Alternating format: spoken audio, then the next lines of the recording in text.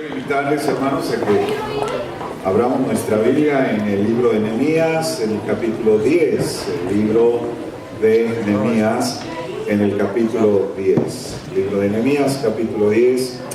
Pero antes vamos a orar al Señor. Buen Padre Dios, gracias, Señor, porque tu palabra es lámpara a nuestros pies, Señor. Gracias porque nos alumbras, y qué hermoso cuando tu palabra es envuelta en tu Santo Espíritu, Señor, y sabemos el poder de tu Santo Espíritu, Señor. Por eso, Dios bendito, oh Espíritu Santo, envuelve esta palabra tuya, Señor, para que haga eco en nuestro corazón y la pongamos por práctica. También quiero apelar, Señor, a aquel versículo que dice en Apocalipsis: el que tenga oídos para oír, que oiga lo que el Espíritu habla a las iglesias.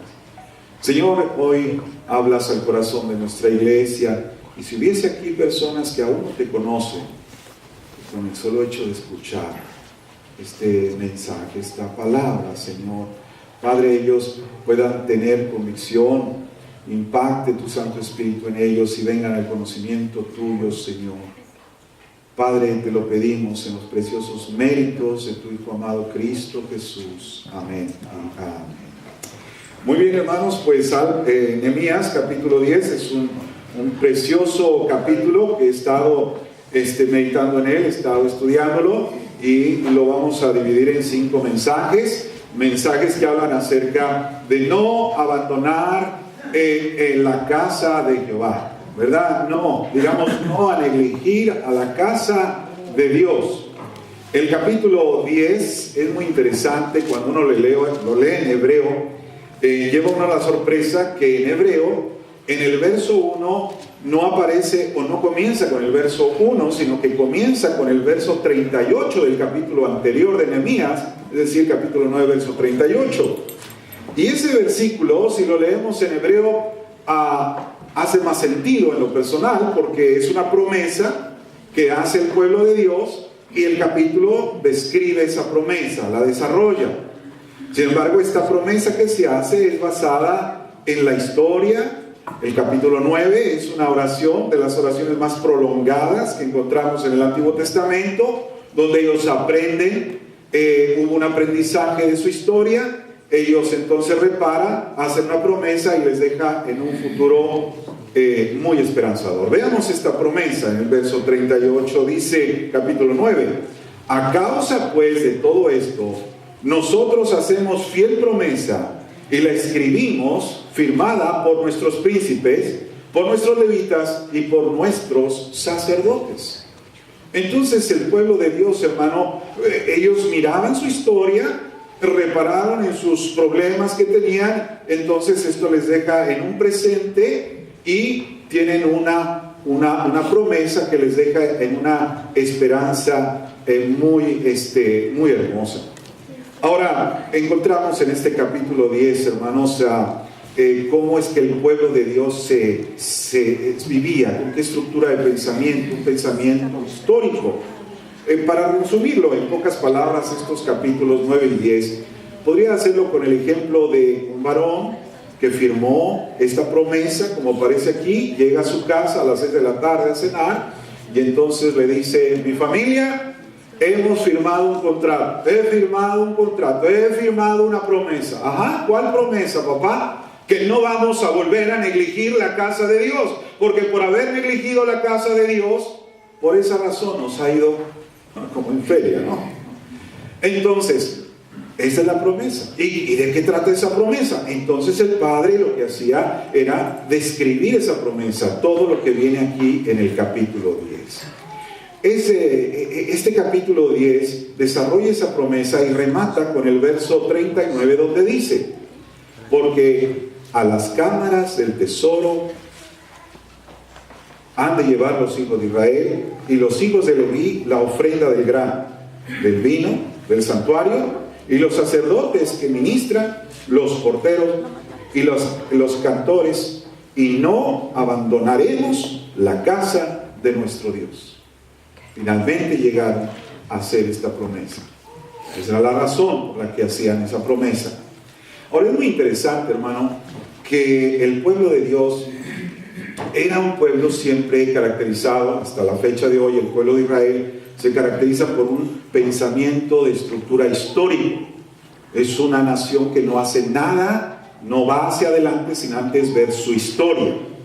Y ellos aprenden de su historia y los deja en un presente.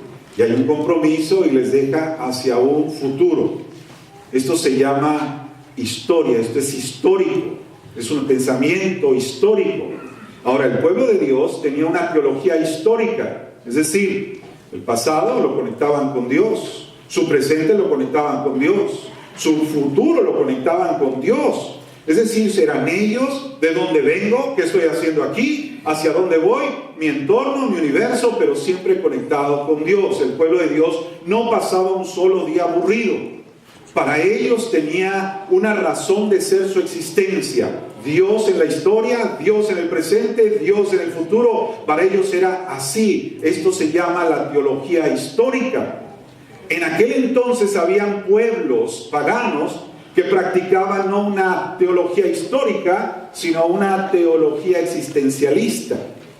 Yo siempre digo a los hermanos que están interesados en los problemas generales del mundo, a hermanos que trabajan en instituciones, y cuando llegamos a hablar acerca de la iglesia, siempre les digo, nosotros no vamos a avanzar a menos que nosotros veamos nuestra historia.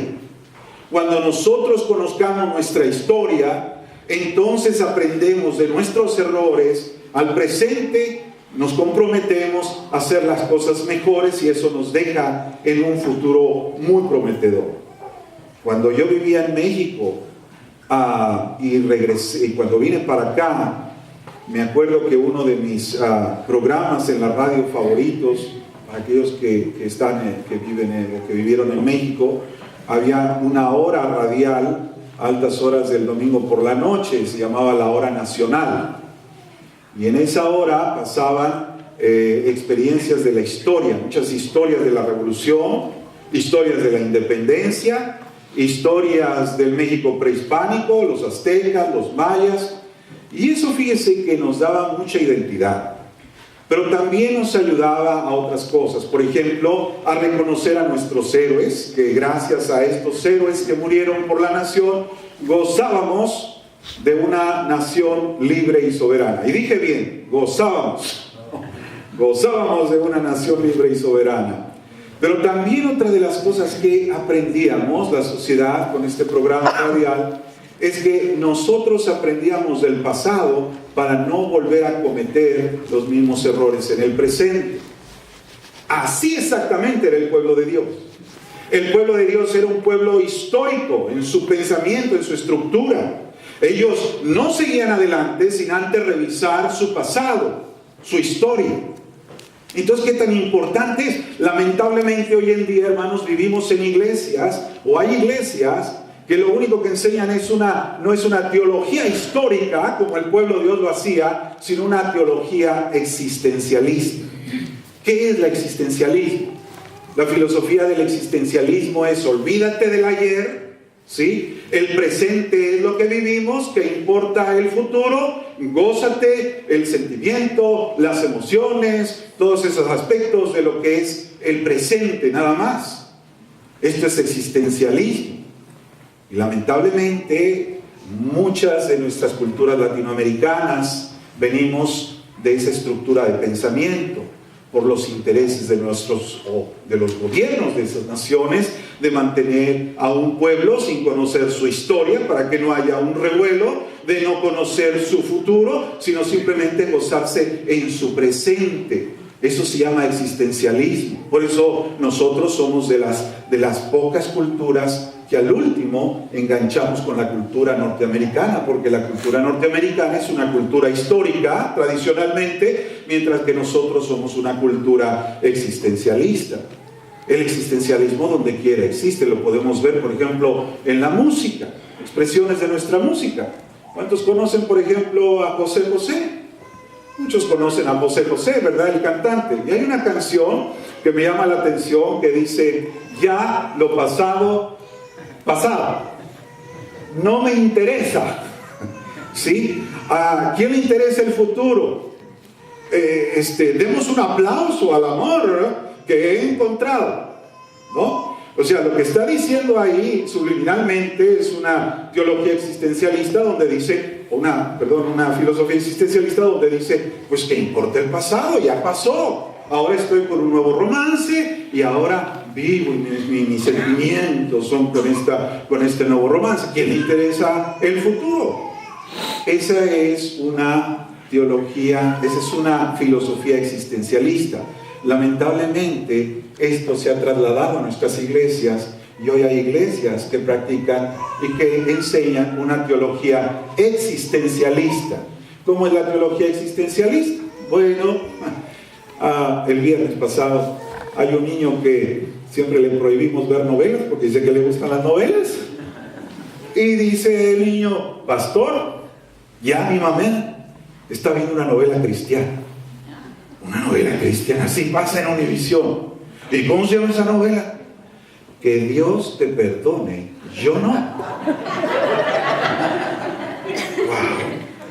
Entonces me quedo pensando, que Dios te perdone y yo no. ¿Ve usted la expresión máxima del existencialismo? Que Dios te perdone. Oh, mis sentimientos, mis emociones, me has lastimado, me has esto, y todo las intrigas y la mentira, y todo ese aspecto, que Dios te perdone, yo no. Eso se llama teología existencialista. Por eso dice el buen Jorge Saldaña que el orgullo de nuestra ignorancia son las novelas, y es verdad. Qué tremendo, ¿verdad? Bueno, ese es el existencialismo. Es el sentimiento, es las emociones, el ahorita. ¿Qué importa el ayer? ¿Qué importa el mañana? Lo importante ahorita es desatar nuestros sentimientos y emociones. Aquí en broma, platicando con Ariel, decimos, ¿verdad? Decimos, no, si queremos aquí tener 3 servicios seguidos el día domingo, nomás nos soltamos el chombo, ¿no? Y nos ponemos a correr como las gacelas, y nos ponemos a ladrar con los perros, y nos ponemos a volar como las mariposas, y nos echamos clavaditos acá, y empezamos a convulsionar, y empezamos a hacer un chorro de cosas, ¿verdad? Un espectáculo, un show, y va a ver si esto no tenemos 3 servicios seguidos los domingos. Es el existencialismo, la teología existencialista. Qué tremendo. Ahora, eso no es bíblico.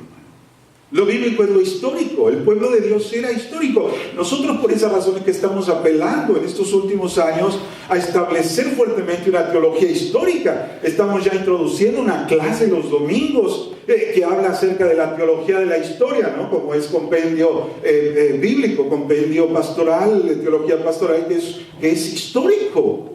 Es pensar históricamente. ¿De dónde vengo? ¿Qué estoy haciendo aquí? ¿Hacia dónde voy? Y gloria al Señor por ello.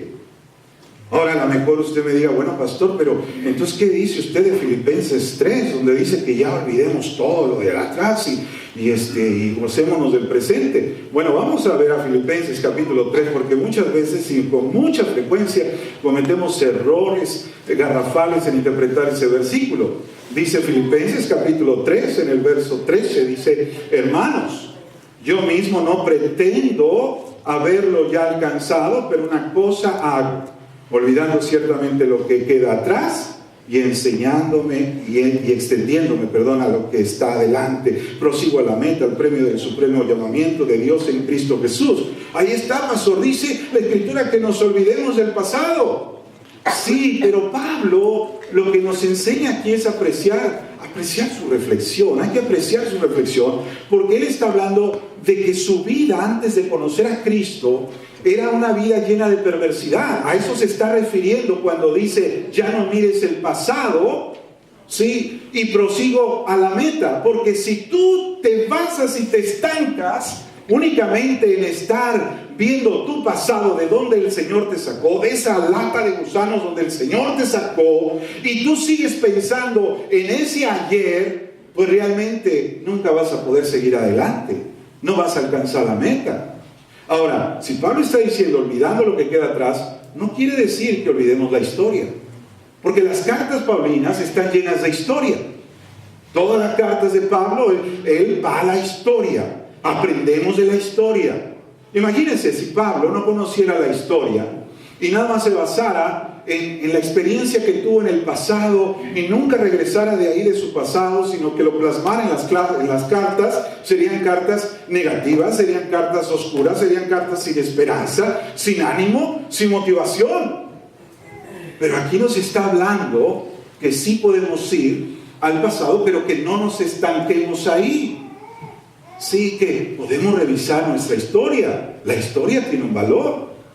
Algunas veces les he compartido esa canción de Vicente, no, ¿de quién? ¿Cómo se llama esa canción que dice que la vida no vale nada? ¿Quién José Alfredo Jiménez, ¿verdad?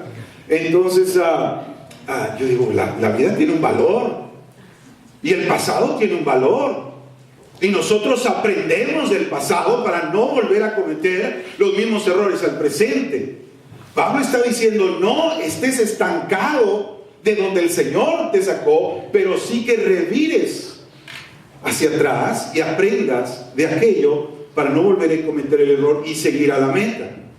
Mire, yo no sé cómo se siente usted ahorita. A lo mejor usted se siente desanimado, se siente desilusionado, se siente como tirando la toalla. ¿Así se siente usted ahorita? A lo mejor se siente usted. Pues déjeme decirle, amado, que por dos razones puede usted sentirse así. Una de ellas es porque sigue estancado en el pasado, de donde Dios lo sacó, y sigue escarbando esa lata de gusanos. O la otra es que usted no ha aprendido de su historia y vuelve a cometer el mismo error. Y lo vuelve a hacer otra vez con frecuencia, porque no ha aprendido de su historia. Y eso le deja estancado en un presente, desmotivado, desanimado, desilusionado. Es como cuando uno va a sacar la licencia de manejar. Yo me acuerdo cuando fui a sacar la licencia de manejar acá la primera vez. Fui y pasé muy bien el examen de teórico. Pero el práctico lo reprobé. Yo estaba enojado. ¿Por qué? Yo había manejado en las 3 ciudades más grandes de México, que es Guadalajara, el DF y Monterrey. Y dicho de sea de paso, no sé si alguien aquí de Monterrey, pero el que sabe manejar en Monterrey sabe manejar en cualquier parte del mundo. No, eso es como los carritos chocones, y vas por acá y por allá y te metes por acá y por acá. Y yo le presumía a la señora que estaba ahí al lado, la oficial. No, pues yo como un cafre del volante con un solo. No, pues reprobé. Y le pregunté, ¿pero por qué? Y dice ella, porque nunca reviraste. Y por lo menos tienes que estar viendo el retrovisor una vez por minuto, estar reojeando, ¿no? Porque cuando uno ve el retrovisor, ¿qué pasa? Que uno va hacia adelante, va manejando ordenadamente. Pero si uno se estanca en el retrovisor, ¿qué va a pasar?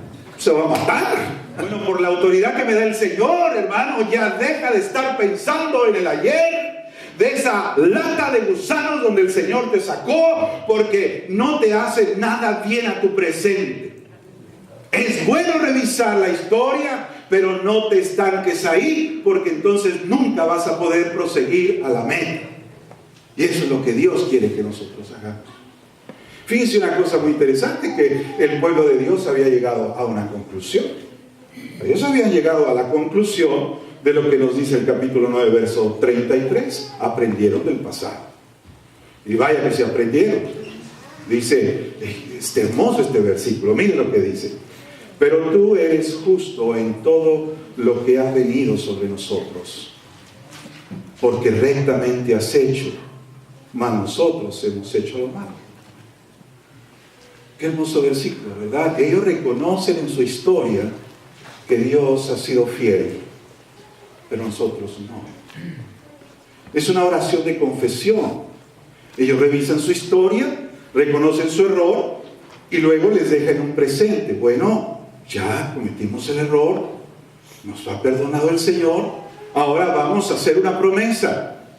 Y la promesa es el verso 38, nuevamente dice: a causa pues de todo esto, nosotros hacemos fiel promesa y la escribimos, firmada por nuestros príncipes, por nuestros levitas y por nuestros sacerdotes. Una promesa que nos deja a nosotros en el capítulo 10, y ahí usted va a encontrar esa promesa que está llena de puros nombres. ¡Wow! Son bastantes nombres ahí. Pero mire lo interesante de esto. el Espíritu de Dios, ¿por qué dejó que se escribieran estos nombres aquí en esta página? ¿Cuál era el propósito de ello, de que hubiera tantos nombres aquí? ¿Para ponerle así a nuestros hijos? ¿Para escoger un nombre de ellos? Mire, fíjese lo que dice. Los que firmaron fueron, primero, ¿quién? Nehemías, el gobernador, hijo de Acarías y Sedequías. Y luego, no se asusten, no voy nombre por nombre, pero del verso 2 al verso 8 son 21 sacerdotes. Del verso 9 en adelante son 17 levitas. Y luego todo el pueblo. Nombre por nombre. ¿Por qué razón, yo me explico, me preguntaba, ¿por qué razón tantos nombres? ¿Por qué? Yo encuentro dos razones fundamentales. Uno, porque es un gran mensaje para los líderes o todo aquel que quiere ser líder de una iglesia. Nótese, hermano, que quien se menciona primero, quien primero firma, ¿quién es? Nehemías. Y luego le siguen los sacerdotes, y luego los levitas. Hay una responsabilidad. Y no nada más una responsabilidad, sino que también animan al pueblo a hacer lo mismo que ellos como líderes. ¿Qué es un líder? Un líder es cuando el líder voltea hacia atrás y ve a alguien que le sigue. Sea malo su liderazgo, sea mediocre, sea bueno, siempre mira hacia atrás y ve a alguien que le sigue. Y si esa persona no ve a alguien que le sigue, pues es un seguidor. Y no hay malo en ello. Simplemente que Dios nos equipa a algunos que somos líderes, a otros, bueno, los equipa de otra forma. Pero nosotros encontramos un gran mensaje para aquel que quiera ser líder. Se tiene que dar como ejemplo. Aquí tenemos que ellos escribieron por nombre y por firma, dirección y todo, hasta monte a lo mejor, pero aquí están escritos estos nombres porque se comprometieron delante del Señor. Hubo un compromiso. ¿Qué otra cosa nosotros aprendemos de aquí? Bueno, vemos el compromiso de ellos, tremendo. Hace 2 años atrás fui a California a predicar a una iglesia y me llamó mucho la atención. Prediqué desde el miércoles hasta el domingo. El domingo por la mañana fue la clausura de la campaña y recuerdo, hermanos, que el pastor al final levantaba la ofrenda como nosotros lo hacemos, pero un poquito diferente. ¿Sabe que el pastor llamó a levantar las ofrendas y los diezmos, de pasar al alfolí, y él levantó su sobre y lo puso en el alfolí? Y luego llamó a los diáconos, y los diáconos pasaron, y luego llamó a los líderes. Ahí está el presidente de la femenil, de la varonil, de los jóvenes, el tesorero, el de final, todos ahí estaban y pasaban. Y luego, por último, llamó al resto de la congregación. ¿No es maravilloso eso? Yo me gocé. Yo sé que a lo mejor hay algunos que les ofende esto porque dicen, no, pero dice la palabra que no, que tu derecha no mira lo que diga la izquierda. Pues, pero no van a saber cuánto diezmaste, sino que van a ver el pueblo, el resto, que eres de inspiración para ellos y que eres responsable y tienes compromiso delante de Dios. ¿Por qué esta lista de personas aquí? ¿Sabe por qué esta lista de personas aquí? Yo creo que si usted ha ido a un cementerio, sabrá por qué aparecen ahí nombres que a lo mejor no sabe sus vidas, pero tienen un propósito esos nombres, de recordarles, de honrarles a esos nombres. Yo me acuerdo cuando mi papá, allá en México, nos llevaba a Guanajuato. Su lugar preferido era San Miguel de Allende, y de ahí nos íbamos a ver las momias de Guanajuato en Guanajuato. Y saben que lo que más me impresionaba no eran las momias así embalsamadas y todo eso. Lo que más me emocionaba a mí y me impactaba mucho eran los merolicos. Los merolicos son niños que cuentan la historia de cada personaje. Aquellos que han ido alguna vez a ver las momias de Guanajuato sabrán que los niños saben la historia de cada personaje, ¿no? Y este hombre, monseñor no sé qué, fulano de tal, Gutiérrez de Gutiérrez, dio su vida por su familia, ¿no? Y qué bueno, su vida tenía un propósito. Si usted ha ido aquí a un cementerio y va el día del Memorial Day, usted va a encontrar personas que están ahí en la pared, nombres suscritos. Una vez vi a una señora llorando por el nombre, quizá haya sido de su esposo, quizá haya sido de su padre, no sé, pero lloraba porque estas personas dieron su vida porque nosotros gocemos de libertad en esta nación. Yo no sé cuántos de ustedes han escuchado, por ejemplo, el nombre en esta semana de Kayla Mueller. Kayla Mueller fue una misionera de 26 años de edad que fue a Siria. Y ella fue a compartir la fe allá, fue a servir allá. Cuando entró al país, ¿sí? Le dijeron, bueno, dame tu nombre, ¿en qué crees? Le dijo su convicción, a qué iba, les dijo a qué iba, les dio su teléfono, su dirección para que la localizaran cuando quieran. A los pocos meses va y el gobierno la agarra, 18 meses en tortura todos los días. La semana pasada murió. Y muchos creen que Keila murió decapitada o quemada en vida. Y cuando yo veo estas historias, estos nombres, me da mucha tristeza y en verdad me da mucha pena con muchos hermanos que no pueden ni siquiera poner el nombre en el sobre de su ofrenda y de su vida. ¿Sabe por qué? Porque no hay compromiso. Porque no nos queremos comprometer. Por eso. Porque es importante una lista. ¿Por qué le digo, Señor, por qué escribiste todos estos nombres aquí? Bien no los hubiera escrito. ¿Para qué? Para que el día que una persona llegue a la iglesia y diga, ¿y cómo trabajan aquí? Bueno, aquí trabajamos con una membresía, y ponen su nombre, y ponen su apellido, y ponen su dirección. Y cuando tengo la lista aquí, y tengo una lista de los que diezman y ofrendan, y hacemos una relación, vemos personas comprometidas con el Evangelio del Señor Jesucristo. Por eso es la lista. Por eso es una lista. Porque hay compromiso. Déjeme decirle, hermano, que el viernes pasado, terminando el programa de Aguanas, salimos de aquí al funeral de una de las niñas que les comentaba, de Alondra, perdió a su papá. Compartía allá el Evangelio con ellos. Y luego por la noche llegamos y estábamos viendo una película, mi esposa y yo. Y era una muchacha que tenía o tuvo algunos novios, pero no quería comprometerse a casarse.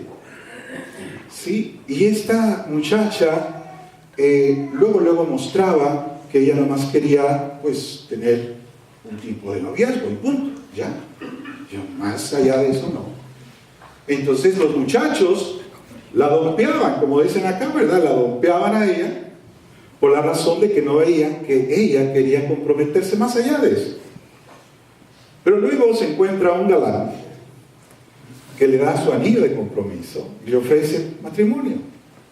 Fue entonces cuando ella entendió el verdadero amor, en el compromiso.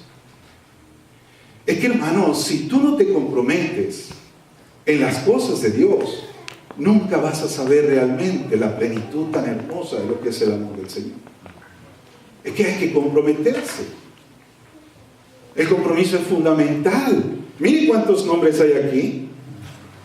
¡Qué tremendo! Mire, aparece Saraías. Qué bonito nombre, ¿verdad? Para una persona, pero el Señor no lo puso ahí para que le pongamos así a nuestros hijos nada más. Saraías, Ginette. Me gusta este del verso 15. Bunny, I love it. Me gusta ese nombre. ¿Y sabe por qué? Porque me recuerda a mi tío Bonnie. Él se llamaba Bonifacio, pero le llamábamos Bonnie. Él era de Monterrey, tenía un taxi. Oh, tío, préstame 10 pesos, tío. ¿Qué es eso? No, hombre, te doy un peso si quieres. Lo que quiero decir, hermano, es que estas personas que aparecen aquí son personas ordinarias como usted y como yo, pero al comprometerse llegaron a ser personas extraordinarias. Y déjeme decirle que si usted quiere ser una persona extraordinaria para el Señor, pero no se quiere comprometer con el Señor, va a tardar muchos años, pero muchos años a que usted haga algo extraordinario para el Señor.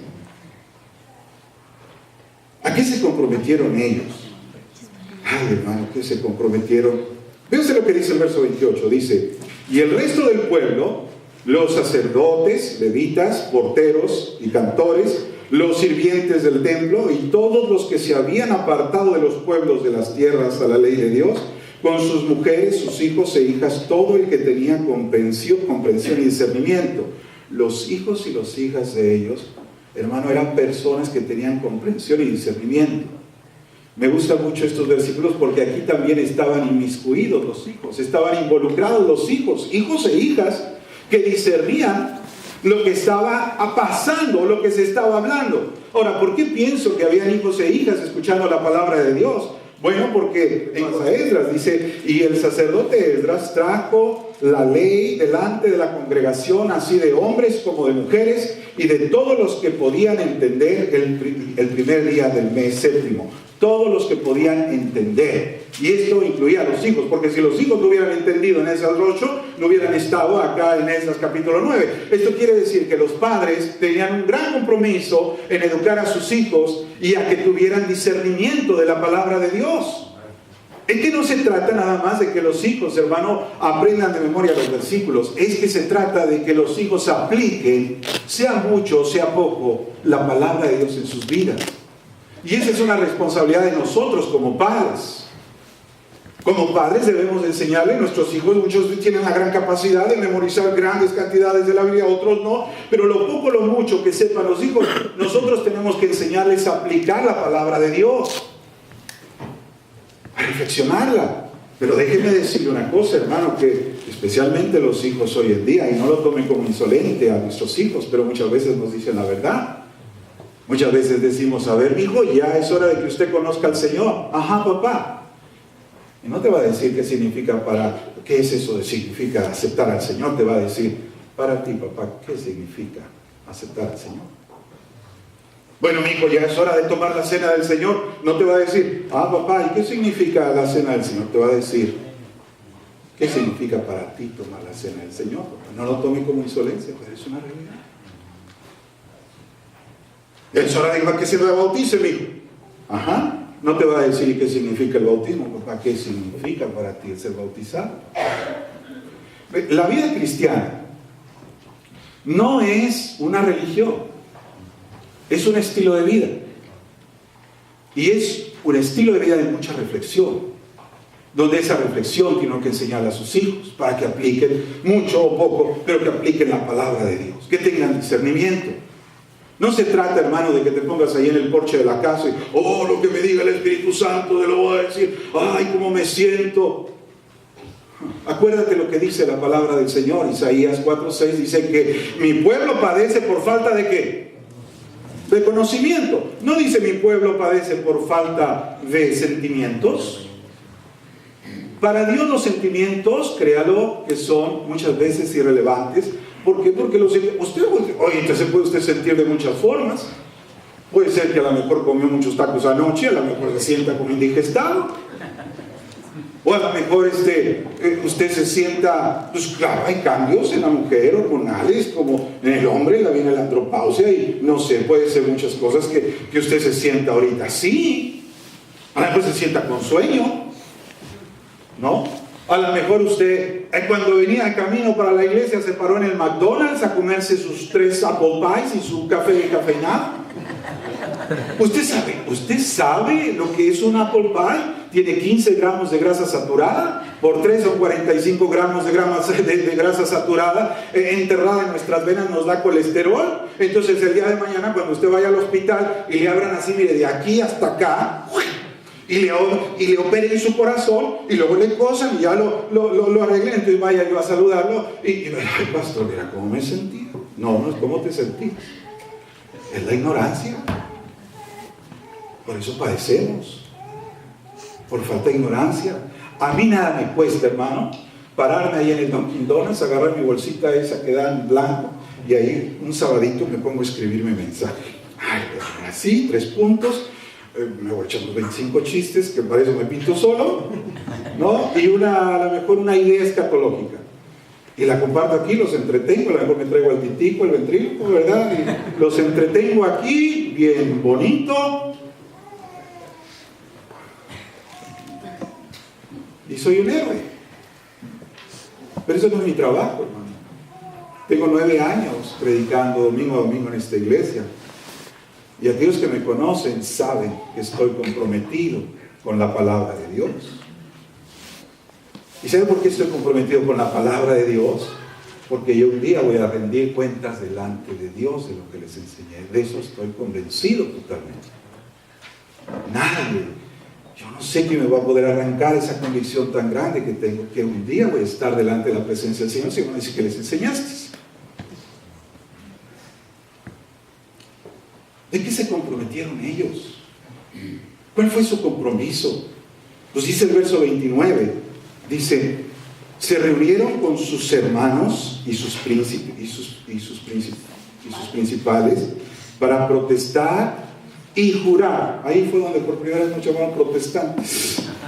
Para protestar. Pero fíjense, ¿para qué protestamos? Para jurar que andarían en la ley de Dios que fue dada por Moisés, siervo de Dios, y que guardaran y cumplieran todos los mandamientos, decretos y estatutos de Jehová nuestro Señor. Por esta razón, a esto se comprometieron, a seguir los estatutos y principios de la palabra de Dios.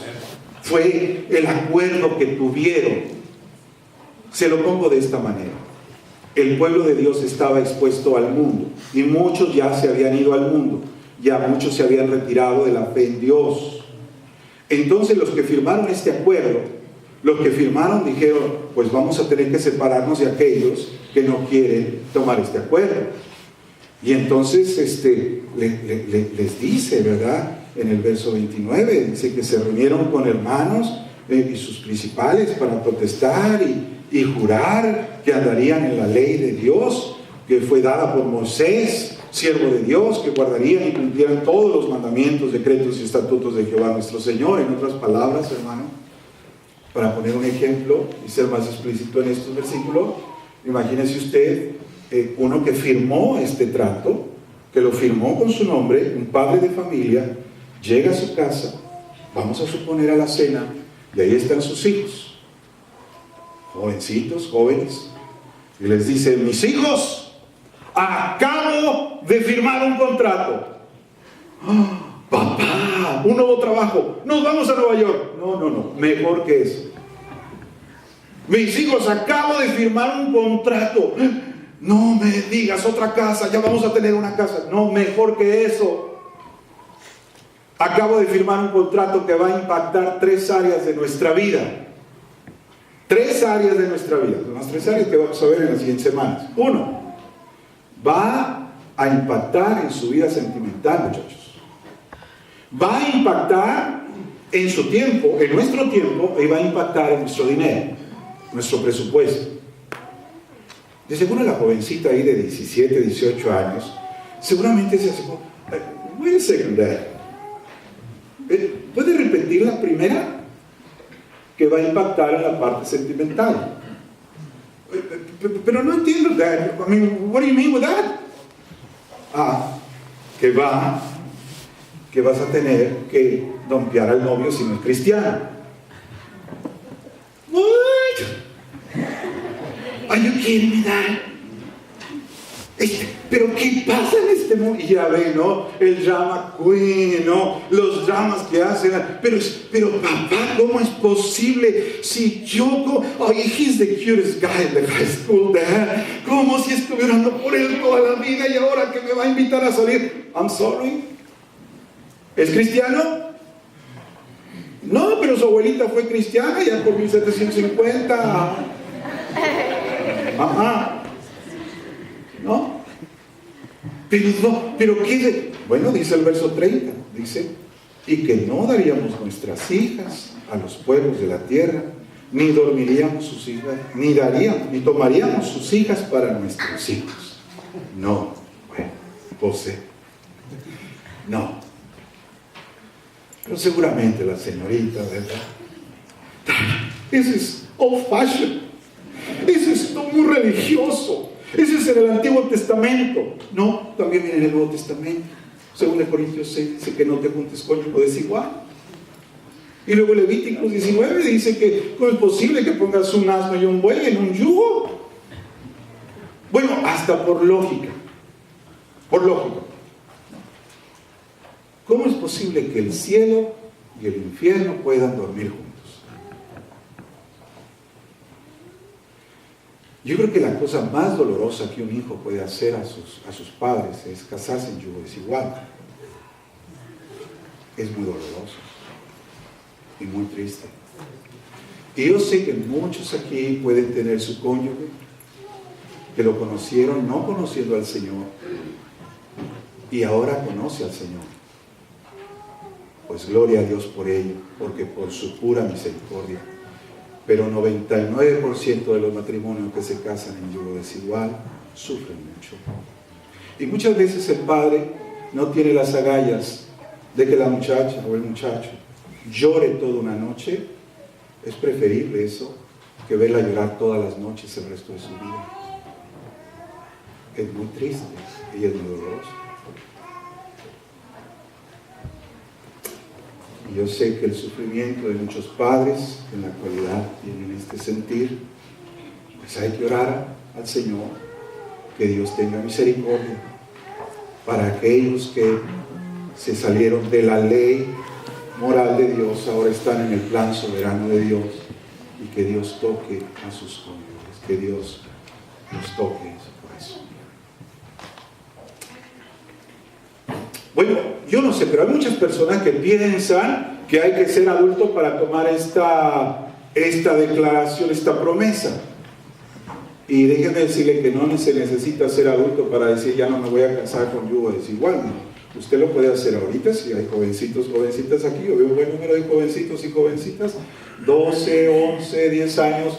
Agarre su Biblia, abra su Biblia y prométale al Señor: Señor, te prometo que no me voy a casar con una persona que no sea cristiana, aunque sea el cutest guy. Puede usted escribir otra promesa. La otra promesa que usted puede hacer es en el tiempo. Prometo, Señor, ya no estudiar los domingos para el examen del lunes. El tiempo es para ti, Señor. Y hay otra promesa más que usted puede hacer. Si tú vas a trabajar en el verano cortando yardas, jovencito, joven, vas a trabajar de babysitting o no sé, bueno, Señor, te prometo que voy a dar lo que es para ti, lo que te corresponde. Son 3 buenas promesas. Eso va para todos los jovencitos y jóvenes de nuestra iglesia, excepto los hijos del pastor. No. Qué chulo, mis hijos. Pero también van incluidos en la lista. Termino, hermanos, con una ilustración. Cuando tomé la clase del examen para sacar la licencia años atrás, me acuerdo que el librito tenía 3 siglas. Yo la saqué en Texas cuando estaba en Texas, pero tenía 3 siglas, MSM, no sé si venga aquí así, pero MSM quería decir, en inglés es mirror, signal y maneuver, ¿verdad? Es lo que dice, MSM. Bueno, jovencitos, un día van a ir a tomar su clase de manejo o su examen de manejo. Fíjense bien, ¿sí? No es al revés, ¿sí? Es mirror, mirar hacia atrás, la señal y luego maniobrar. Tiene que tener mucho cuidado, especialmente si usted va en un Z21 o en un Ferrari o en un Camaro. No, tenga usted cuidado de no ponerlo al revés. No es maneuver y luego sign up y luego se oye así como ay, llámate este animal. Y luego mire por el retrovisor. Ay, Señor, ¿qué hice? El pueblo de Dios, hermano, era un pueblo histórico. Su teología era histórica. Ellos aprendían de su pasado, enmendaban su error para no cometer el mismo error al presente, y eso les dejaba con un futuro con mucha esperanza. Quizá, mi amado hermano, en esta mañana ya has aprendido suficiente del pasado y quieras decirle: Señor, me he equivocado, Señor, te confieso delante de ti, pero no te puedes quedar ahí en el ayer. Tienes que comenzar, tiene que haber un nuevo comenzar con una promesa delante del Señor. Señor, yo sigo adelante, quiero alcanzar la meta, Señor, quiero seguir adelante. Mis amados hermanos, si hay alguien en esta mañana que quiera orar aquí al frente, renovar sus votos delante del Señor, decirle al Señor, Señor, ayúdanos como familia, ayúdame en estas 3 áreas de mi vida. Hay momentos en la vida como padres cristianos que nos faltan las fuerzas, ¿verdad? Nuestros hijos están expuestos al mundo, pero qué bonito y qué hermoso es decirle al Señor, Señor, ayúdame con mis hijos, ayúdame en mi familia, ayúdame conmigo mismo.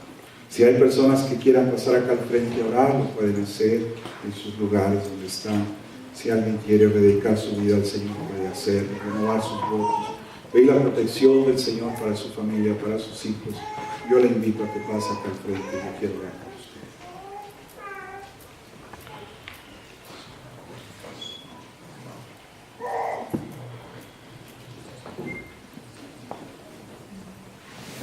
De atrás, en las orillas, en los pasillos, acá al frente.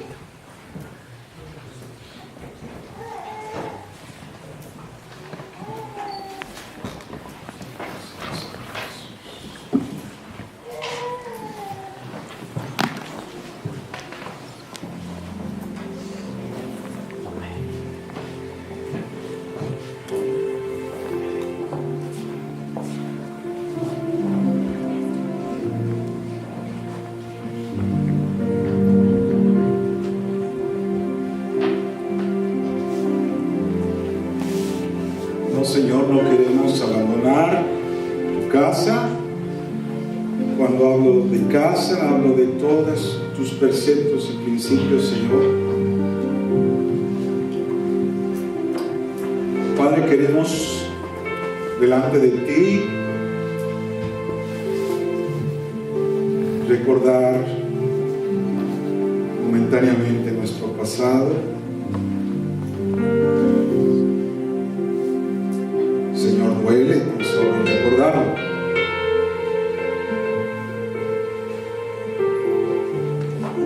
Recordar que tú siempre has sido fiel y nosotros no, Señor. Confesamos delante de ti nuestro pecado. Ahora, Señor, entiérrame en lo más profundo del mar, como lo dice tu palabra. Y Señor, que debe renacer en nuestro corazón, debo volver a empezar, prometiéndote, Señor, aquellas cosas que dejamos de hacer. Gracias, Señor, porque eres un Dios siempre de una segunda oportunidad. Gracias por tu amor. Gracias por la familia que nos rodea, Señor. Gracias. Gracias, Padre Santo. Gracias por nuestros jóvenes, por su alegría, su dinámica, pero también su ingenuidad ante un mundo terrible,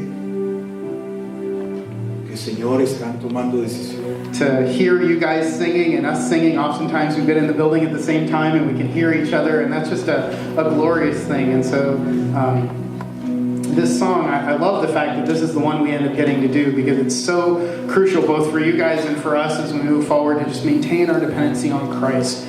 And so I invite you guys to just either sing along if you know it. If you don't, just take it in and realize how much we really need this song to be true for our lives.